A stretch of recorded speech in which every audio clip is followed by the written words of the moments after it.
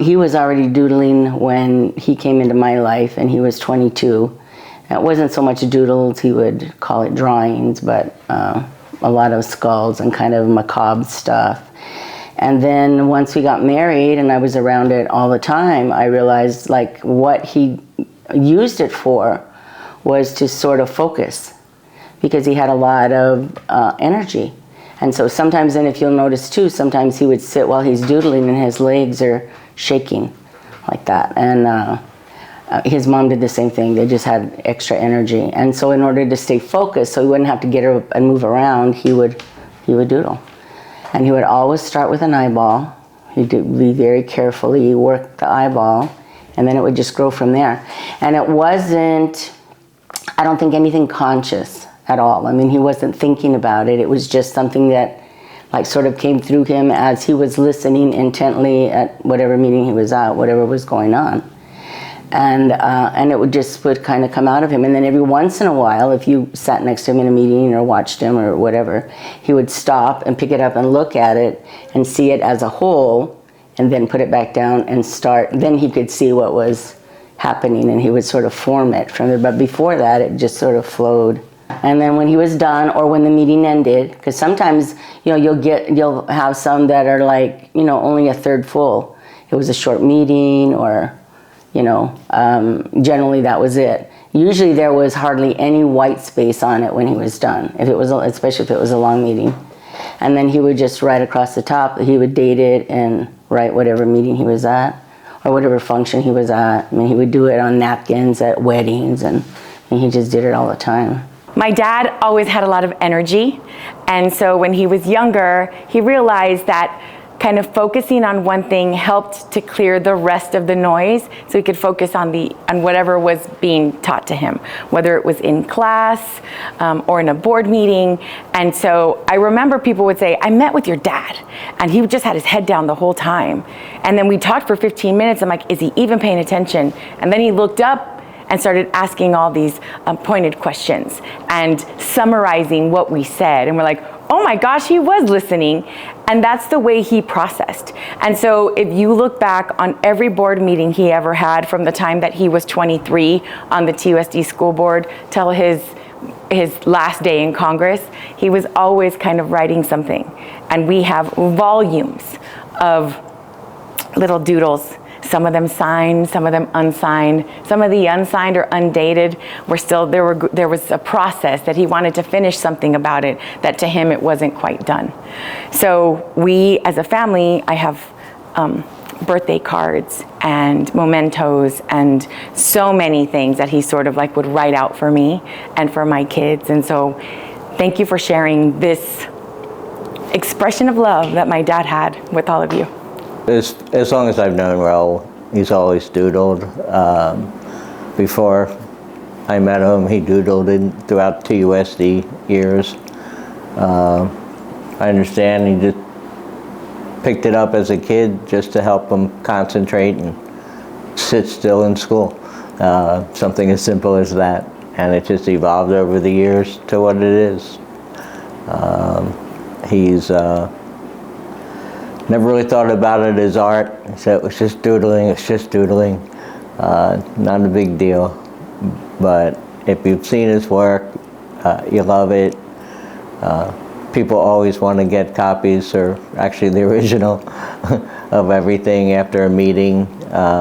Members cherish getting a doodle from Raul. He's usually, later he started identifying his dates and times what the meeting was to showcase the relationship of his art to what was going on at that time. It's something, like I said, it's always been with him. He's shared his doodles over the years with so many people. We've collected so many and kept them for decades, it seems. And there's some, I think, going back to TUSD days that are still around that people have. So there's plenty there. I remember a few years ago, Raul and I talked about that we should license his art. We should put them on t-shirts and even figure out ones that would work as tattoos. Just a rambling thought, but it's the kind of thing that you could see it catching on and really going far. I think it was a lot of things. I think the doodles to him meant so many different things. He would definitely focus on the task at hand, be it a congressional hearing, a committee hearing, a meeting that he had with local leaders, constituents, or organizations. And a lot of people would think that, they'd think different things. Number one, that he wasn't paying attention, that he was just making drawings. Or they think the opposite. They didn't know that he was making a work of art, but they thought that he was taking intense and detailed notes, when in fact he was just drawing or letting loose what he felt was going on and how he saw the world based on what was in front of him at that moment. That pen and those fingers just went every which way and created these magnificent pieces of art that only he can describe.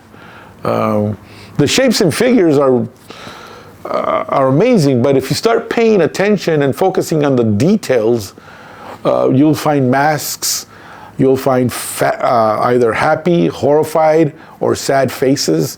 You'll find the moon, the sun, you'll find horns, mustache, the goatee. It was amazing. And it's all, most of the time, it's in black and white. It's in black ink. Once in a while, he would add color to it. Again, it symbolized something in his mind.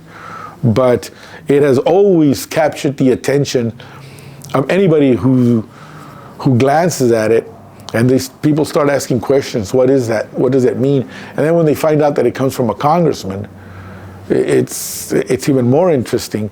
Raul was an avid reader. He read a lot.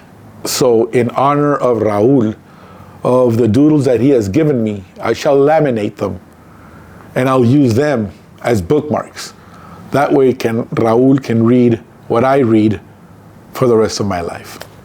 Hey, my name is Amy, and I worked for Congressman Grijalva for 20 years, 17 of them as his chief of staff, and I want to talk to you about his doodling. So I've got one with me here. Pretty cool, right? We have lots of those hanging around the house because he was always doodling and handing them out. The first time I realized how he used them to pay attention was during the first year I was working for him. And I walked into his office and I had a series of questions I needed to ask. And he was doodling. He was reading a briefing booklet for a hearing that he had coming up in an hour. And he had the TV on really loud in the background. And I thought, this must be the worst time to ask my questions, so I'm just going to leave and come back. And he said, no, where are you going? Tell me what you need. So I asked him my questions, and he very easily answered them, even though he never stopped doodling. He never stopped reading and absorbing information, and he still had that extremely loud and distracting TV on in the background. So I just think it's very interesting. Like, when I look at something like this, I know that I couldn't create it unless it was the only thing that I was focused on. And yet for him, this was a byproduct of him focusing on other things. And it's just very interesting to think about how his brain worked. And so that's my story. Thank you for listening. So for me, Raul's drawings and doodles represent emotion and authenticity and some of the things that words could not express. He was expressing those things through art. I was privileged to have been able to witness Raul do some of his doodles. And one thing that I noticed that always amazed me was that he never lifted the pen. So it was one continuous line, and he never really lifted it at all. And so to me, that was it was a stream of consciousness in a sense. And for me, that also meant much more authentic. It was literally what he was thinking and feeling at the moment. Yeah, it was a mix of like happy, sad, angry. Some were just downright even creepy, but I loved it. I loved looking at it. It was, it reminded me of like tribalistic kind of artwork. But it was very expressive, very emotive, and like I said, genuine and authenticity, and it was raw emotion, and that's what I liked about it. There was no kind of like pre-planning what I'm going to draw. It was in the moment, and that's what I appreciate the most about him. I used to love to watch Congressman Raul Grijalva doodle and wonder, what is he thinking while he's doodling, right? And what are others thinking too? Because a lot of the time you felt like maybe they thought he wasn't paying attention, and it was the complete opposite. It helped him to focus. Those doodling helped him to focus a little bit more on the agenda in front of him, the person in front of him, the group of people in front of him. I think that sometimes as he was doodling, he was thinking, how can I be helpful to this person, to this organization, to La Causa? I always wondered when he was having a meeting with people in front of him, you wondered, is he going to give this doodle away to somebody? And if you're one of the very few people who ended up with the doodle, it's because he gifted it to you, because he felt some kind of connection. He felt that you cared about that cause just as much as he did, if not more. He felt that you earned it through your passion for each of the issues that he cared so much about. You couldn't ask for a doodle because he wouldn't give it to you. And sometimes he didn't want to give out the doodle at all. Sometimes he would just slip it right over on the table to one of his staffers, whoever was with him, and he would just, that told us that it was time to just hold on to that doodle for now.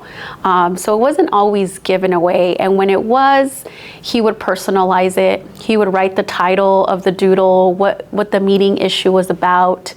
And sometimes he would write it to somebody at that meeting. He would put their name on it, and then he would always sign it, "Peace, love, Raul," and then he would hand it over to that person. The doodles always held a story. There was always a story that, whether the story was about public education or the story was about the young leaders of today or our elders, or whether it was about senior issues or veterans issues, Social Security, or the environment and climate change. There was always a story behind his doodles, and at the end of the day, his artistic abilities were the story of Congressman Raul Grijalva.